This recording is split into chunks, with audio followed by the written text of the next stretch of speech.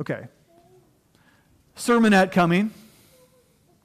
This is a little aside, a little sermon within the sermon. I'll get back to the main theme here in just a moment.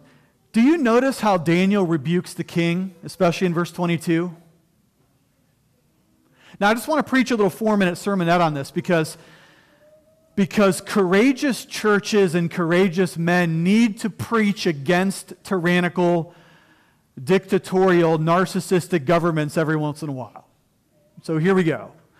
Look at verse 22. Daniel has the courage, Daniel has the gall, Daniel has the bravery to actually turn to the king and say, "It is you, O king, who have grown and become proud." Now, the reason I want to mention this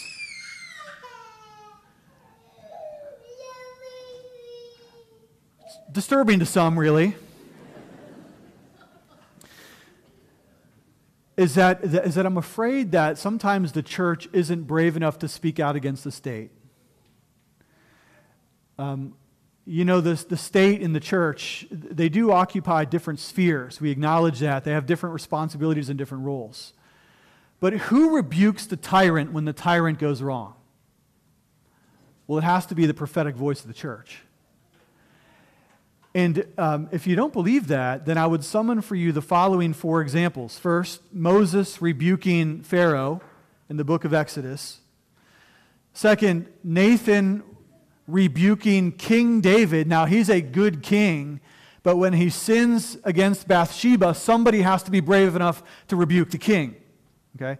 Third, our present text here, where Daniel literally turns to the most powerful person in the entire world, puts his finger in his chest and says, "It's you, King Nebuchadnezzar." And then also John the Baptist and his courage to preach against Herod when he takes Herodias, his brother Philip's wife. Now, I understand, again, that the church and the state have 2 different roles, and I understand that the church does not wield the power of the sword as the state wields the power of the sword.